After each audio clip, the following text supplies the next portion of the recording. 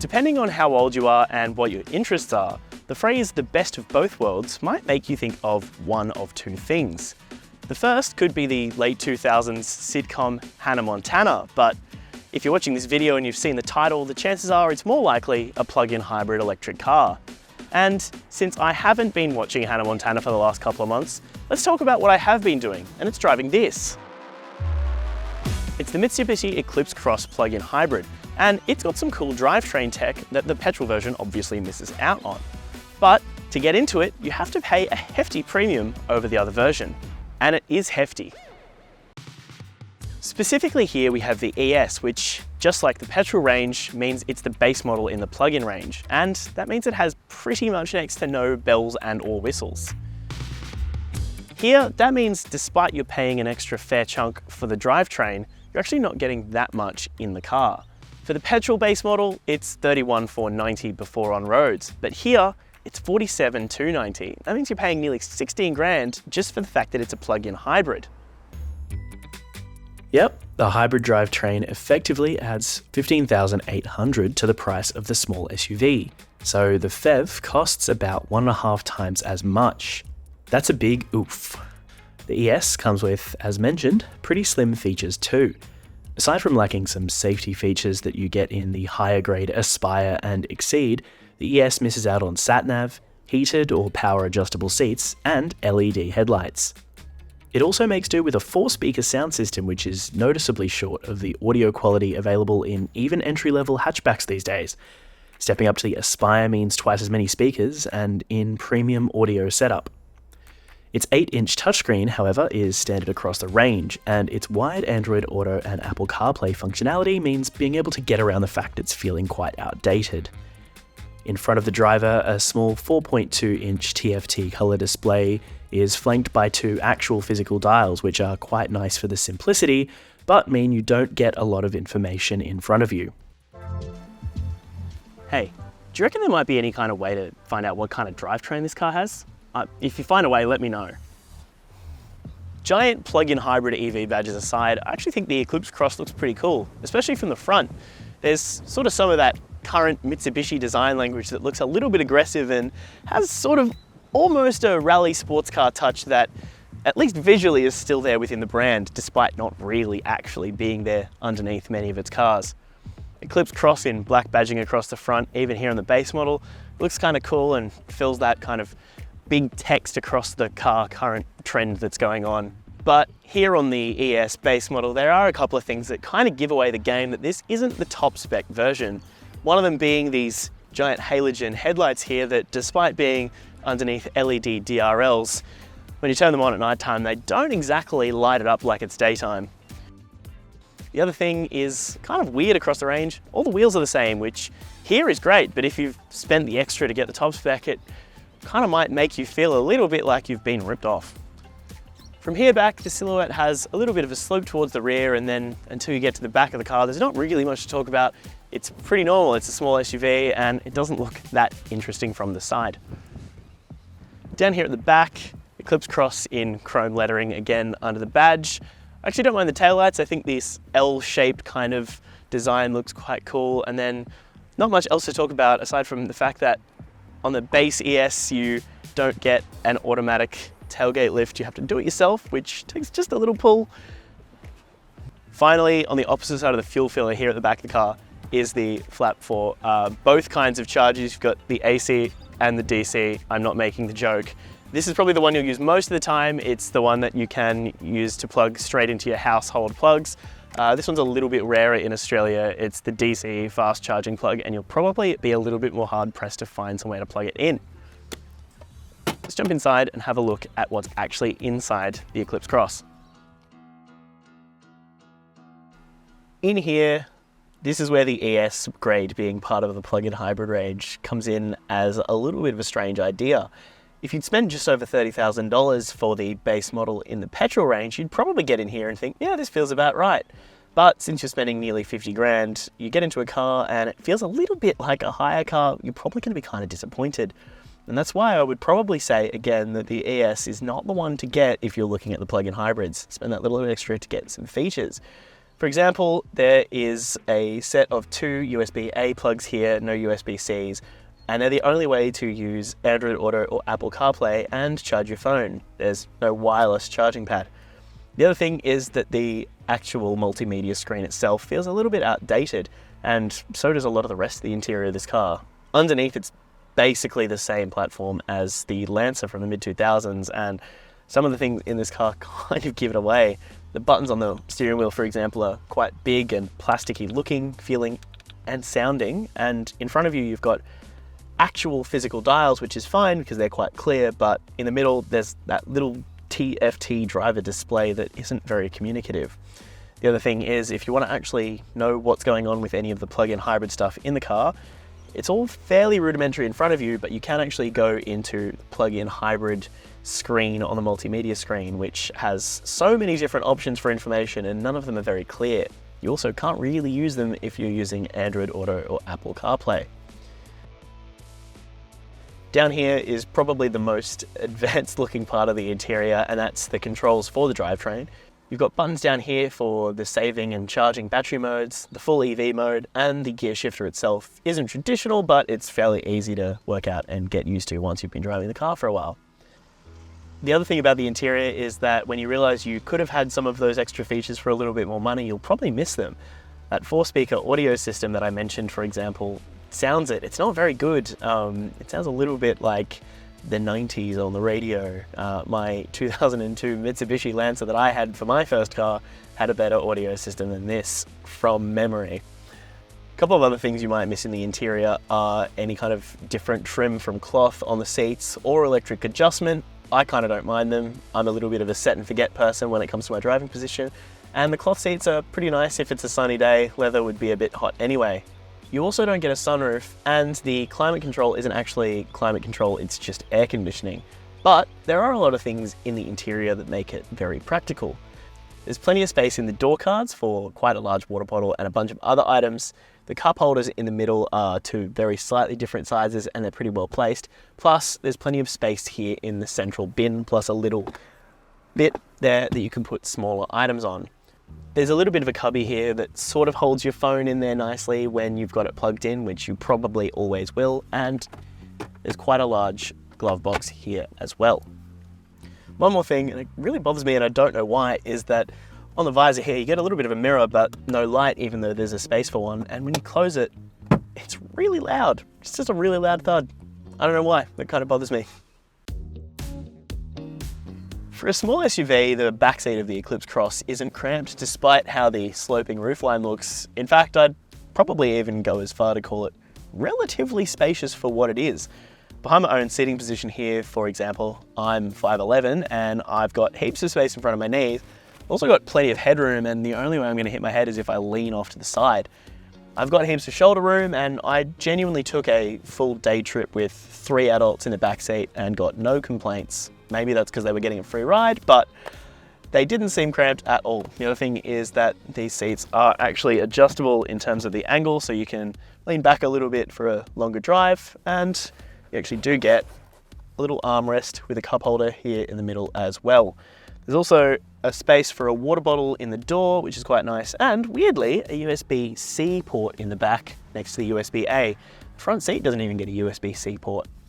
There's also a weird little seatbelt that clips for a 3-point that you can put away when you're not using it. It's a little bit odd that you have to do it in this kind of funny sort of double click way though when you actually do want to use it.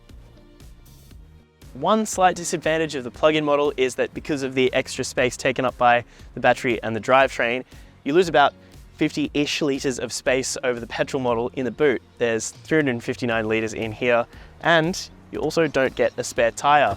There's space in there for the repair kit and inflator and the charging cables as well. I'm also still really not sure what kind of drivetrain this car has. Again, if you find out any kind of way, let me know. This engine bay is pretty illustrative of a hybrid. You've got your petrol bit and your electric bit, which says as much on top, and it's silver for the future. Aside from the naturally aspirated petrol engine under the bonnet, there's a pair of electric motors, one at each axle, which makes this an all-wheel drive small SUV. That's pretty rare for the segment and maybe even for some worth the extra outlay for the plug-in version. The front motor has an output of 60 kilowatts and 137 newton meters, while the rear produces 70 kilowatts and 195 newton meters. Mitsubishi doesn't provide a figure for the entire system's output, but that plus the engine under the bonnet means it's actually got a fair bit of grunt. That lithium-ion battery gives you your 55 k's of driving range, or probably more likely in the real world, just under 50 k's depending on how you drive. But in terms of driving, we'll talk about that a little bit more from the driver's seat. In the Eclipse Cross plug-in hybrid, the EV driving mode is the best driving mode, and that's good because you get 55 k's of range with it. And for most of the time, that's probably going to be just enough. If you're driving to or from work, most people don't drive more than that every day, and it means when you're home, you can plug it into charge. That means you get to enjoy a relatively smooth and, not blow your socks off, but definitely powerful enough driving experience every time you're commuting. In its EV driving mode, everything's pretty smooth, the acceleration and even the braking, which you can adjust how hard the regenerative braking works through the paddles behind the wheel. I found myself using it quite a lot, and even though it's not exactly one pedal driving like you get in some EVs, it does a pretty good job of bringing back a little bit of the battery power as you're heading down, long slopes on the highway, for example. With the all-wheel drive system in the Eclipse Cross, there are a few useful drive modes for different terrain surfaces. There's one for tarmac, one for snow, and one for gravel, alongside the normal road driving and eco modes. The steering and the braking and a lot of the feedback from the suspension in this car aren't particularly communicative, and that's fine because all you need this car to do is drive well enough. And it does. It's capable. You're not going to have too much fun while you're doing it, but it doesn't feel in any way like it's not doing exactly what you want it to. In terms of the rest of the driving experience, aside from the EV mode, when the engine actually needs to kick in, it does it pretty smoothly, and you probably won't notice unless you're trying to pay attention or watching one of the little indicators that'll tell you how the car is actually running. The other thing you can do deliberately is switch the car between full EV driving or one of the modes where you can save or charge the battery using the engine while you're driving. If you're on the highway, for example, where driving in electric mode is not going to be as efficient as it can be driving around town, it's pretty useful. It means if you're coming up to a town, you can charge the battery a little bit and then use the electric drive while you're getting around some slower urban streets.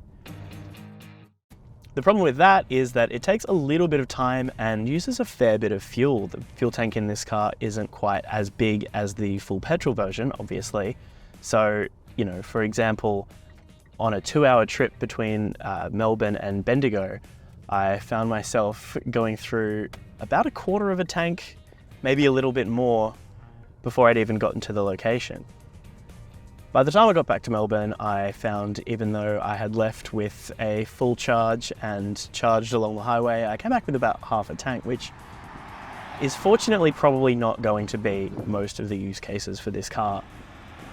Since that drive a couple of weeks ago, I've barely used any fuel, except for today, obviously, filming this video.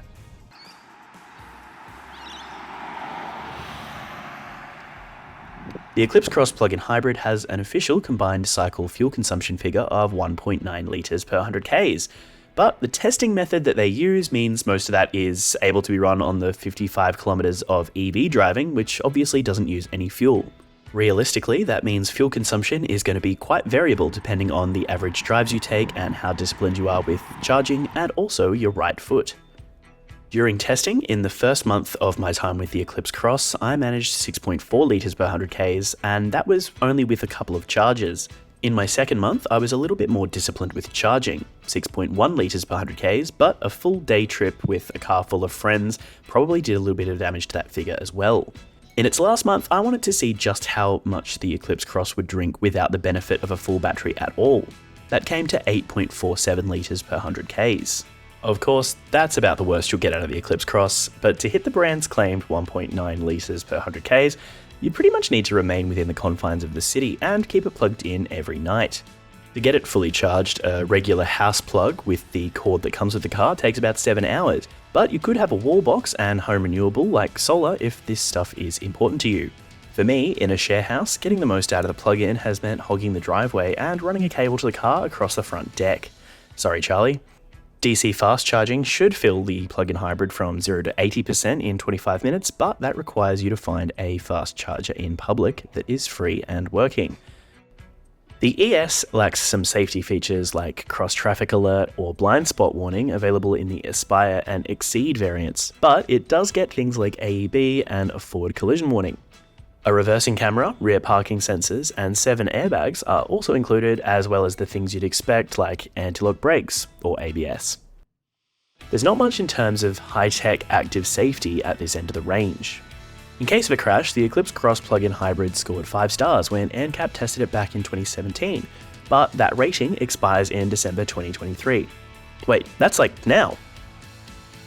On the plus side, Mitsubishi has an excellent 10-year or 200,000 kilometer warranty, whichever comes first, on all of its models. The catch for that is you need to service it on time and within Mitsubishi's dealer network.